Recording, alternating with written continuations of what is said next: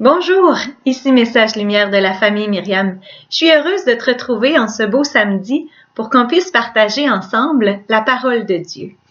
Aujourd'hui, c'est dans l'Évangile de Saint Marc que nous nous retrouvons. En ce temps-là, des gens présentaient à Jésus des enfants pour qu'il pose la main sur eux. Mais les disciples les écartèrent vivement. Voyant cela, Jésus se fâcha et leur dit « Laissez les enfants venir à moi, ne les empêchez pas, car le royaume des cieux est à ceux qui leur ressemblent. Amen, je vous le dis, celui qui n'accueille pas le royaume de Dieu à la manière d'un enfant n'y entrera pas. » Il les embrassait et les bénissait en leur imposant les mains. Moi, je vois toute la beauté, la bonté de Jésus, sa tendresse envers les enfants. Il y a deux mots qui m'ont attirée dans cet évangile. Le premier, c'est « royaume de Dieu », « royaume des cieux ». Et l'autre, bien, c'est l'enfant. C'est ces deux mots-là que je voudrais relier aujourd'hui avec toi. Qu'est-ce que c'est le royaume de Dieu? Saint Paul, dans sa lettre aux Romains, au chapitre 14, nous dit ceci. Le royaume de Dieu est justice, paix et joie dans l'Esprit Saint. Et le catéchisme de l'Église catholique nous dit « Il s'est approché, le royaume, dans le Verbe incarné. Il est annoncé à travers tout l'Évangile. Il est venu dans la mort et la résurrection du Christ. Le royaume viendra dans la gloire lorsque le Christ le remettra à son Père. C'est le Christ en personne, le royaume, nous dit saint Cyprien. Alors, Jésus dans l'Évangile nous dit que le royaume de Dieu est à ceux qui ressemblent aux enfants. Quelles sont les qualités d'un enfant? Qu'est-ce que tu en penses, toi?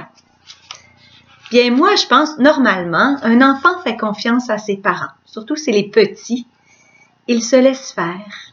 Il vit l'abandon, surtout les bébés. Et puis, l'enfant, c'est le symbole de l'innocence, de la pureté, de la simplicité, tout le contraire de double. Et puis, je vois, c'est les qualités principales que je vois de l'enfant. Donc, si le royaume est justice, paix et joie dans l'Esprit Saint, eh bien, je dois accueillir l'Esprit Saint dans un cœur d'enfant, un cœur pur qui fait confiance à Dieu Père, qui se laisse faire.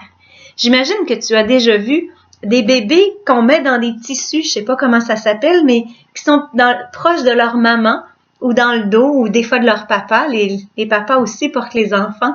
Ces enfants-là, ils sont au chaud, ils sont blottis contre leurs parents, leur papa ou leur maman. Puis ils vont partout, on en voit en montagne, on en voit au bord de la mer, au magasin, pour aller se promener. Je trouve ça toujours beau de voir la proximité. Et je pense que c'est ce que le Seigneur veut pour moi, pour toi, avec cet enfant, ce cœur d'enfant, qu'on soit proche de Dieu notre Père. C'est ça qu'il veut, être proche de nous. Il veut s'occuper de nous. Il est le meilleur des pères, il veut nous donner ce qui est mieux. C'est ça le cœur d'enfant qu'il attend de toi. C'est difficile dans la vie spirituelle de se laisser faire, n'est-ce pas? Es-tu comme moi? On voudrait que ça marche comme on veut, tranquille, un peu pépère au coin du feu. C'est une vie sans histoire au coin du feu. Pas comme Pierre, où c'est pas une vie sans histoire au coin du feu, c'est un combat. Pour entrer dans le royaume, il faut aussi lutter. Mais cette lutte, c'est pas une lutte, active, oui, c'est une lutte passive où l'on doit se laisser faire, où on doit s'abandonner à Dieu, se laisser conduire par lui. Alors mon effort, c'est quoi? Ton effort à toi, c'est quoi? C'est de dire oui à la volonté de Dieu. Comme l'enfant dans les bras de sa mère qui se laisse conduire.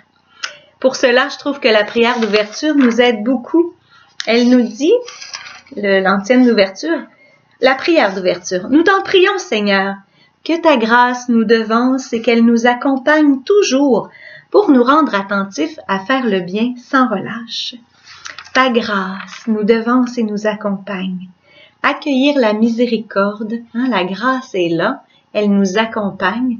Puis c'est aussi vivre la miséricorde, l'antienne d'ouverture, si tu retiens les fautes, Seigneur, qui subsistera?